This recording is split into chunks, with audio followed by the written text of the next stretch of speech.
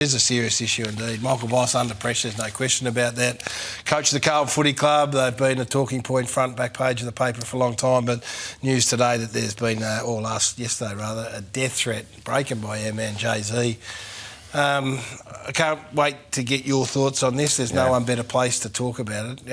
I know you understand the pressures that come with the job, but this is beyond the pale, there's no question about that, and Michael Voss spoke today. So when you turn up on the weekend and I do what I do that for Carlton. I do that for the next kid that's going to be playing in the Carlton Football Club jumper. I do it so our football club can be, have this sustained success that we're all craving for. But there's a way we need to behave, and there's a way that we need to go about it. And when things are tough, you got to show that support the right way, not the wrong way.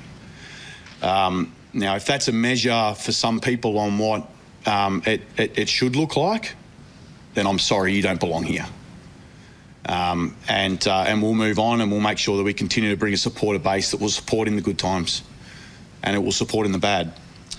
And we'll continue to support our people to be able to do that. So for me, the conversation doesn't need to be anything other than that. And it won't be for the next 6-7 weeks as well. So I get asked about different things, about pressure of the game and my job and, what the future looks like. Well, ultimately, I only need to look across the fence to find out what inspires me every single day, and we want to be the best version of ourselves, and that's how we're going to do it. So that's what we're going to focus on. No, we've all been through that. It's tough. I see there was some death threat or something. Is that right? Yeah, that's pretty average. I've got no doubt he'll be doing the best job that he can. So... but that's just the world AFL coaches live in. It's tough.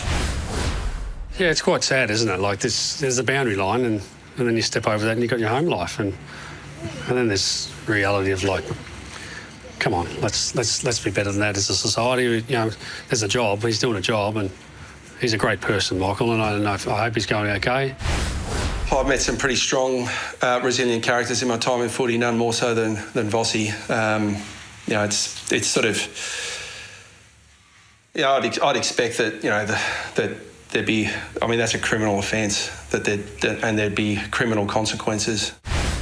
But there's a flow-on effect. The first thing you always think about is the person beside you, or the family member, or the team. Because as a result of what I do, you appreciate there's an element of scrutiny that comes with that. But then there's a part that's completely unacceptable, and I think we can all sort of agree that part is unacceptable, and we don't tolerate that as an industry, and so we leave that with the AFL integrity at the moment, and I expect a pretty forthright response. Great solidarity and support for Michael Voss from the coaching brethren, no question about that, of which you're part of. How brutal is this, and does this surprise you or not? A little bit. I mean, the one thing Vossy doesn't want is pity. You don't want. That's the worst feeling to have, that people pity and feel sorry for you, because you don't get forced to do the job.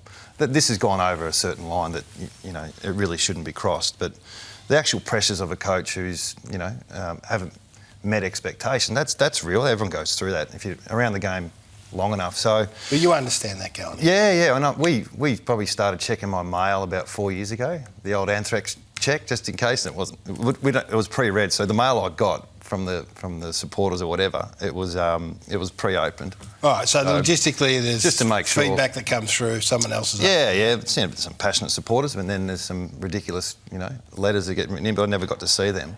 But there was a few around. And then Vossy's got to deal with a few things. One is obviously the team and the club and doing his job, but there'd be someone in his family saying, listen, you got to pull up. Let's just get out of this. Let's just step aside, and it's not worth it. And then there's another member of your family who's saying, you're not quitting.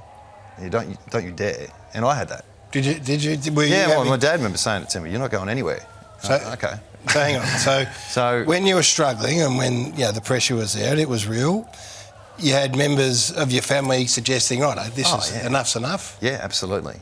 And, mine went for 3 or 4 years, to be honest. But I didn't get to the levels of the supporter base at West Coast different than Carlton. I must admit, having some success, there's a bit of leeway as well. And But dealing with the pressure was probably more when it got personal in the media, in particular the West. But what Vossi's going through with that piece around the crossing the line piece, that's another level which I never got to really experience. But what he's going through from a day-to-day operations, trying to lead and be stoic, try and say the right things and back the staff and players in.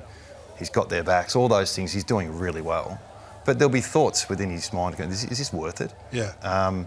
And if he gets through this, which I think he might, then it'll be a story to tell down the track. And we've seen that with some other coaches over the journey, with Bomber Thompson and Dimmer and these types who've gone through a dip in their careers and then they come through the other side. But you also see people that don't get through it and then life goes on, like I've just gone through the last 12 months. I just want to back over. Tell me about your old man. How did that go?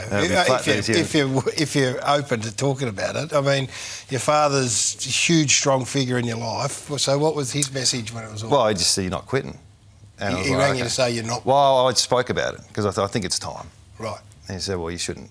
And then those influences in your life are important, aren't they? Yeah. And I was trying to tell Dad I was on the back page every day because he doesn't read the West Australian. But working through that, and in the end, it's just footy.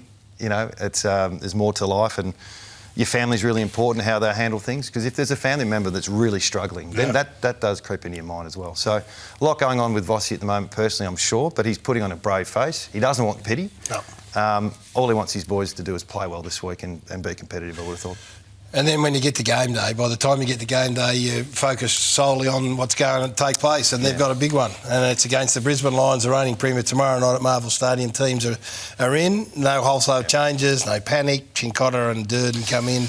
Akers gets dropped, so that's a big one. Yeah. Evans is omitted as well. From a Brisbane Lions point of view, they get stronger. Yeah. Big Oscar McInerney comes in, first game since. It's going to be a challenge, isn't it? You know, so you think any player that saw Vossi speak today, if they don't bring maximum effort, there's something wrong. So and there's but a fair argument. We've said that for a while, though. Well, the last 2 weeks, that's what we haven't seen. Yeah. What their DNA, at least they've been saying they've been competitive around the contests, the clearances, even inside 50 differential. It's their ball movement, their connection inside 50 that they've struggled at, but their effort hasn't been questioned. And since probably Port Adelaide, the numbers don't look great with the metrics that you live off in terms of pressure, contested ball, clearances. So I suspect he'll go back to that.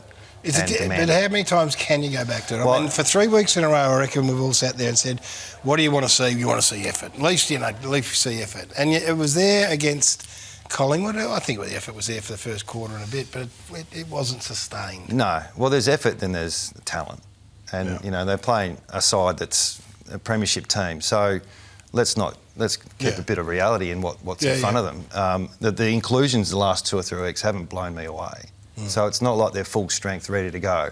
No. But they've got to get back to the minimum requirements, which Vossi stated about a month ago, that there's some parts of the game that are working really well. Now there's no parts. So they've got to get back to the main strengths of which they hung the hat on 3 weeks ago.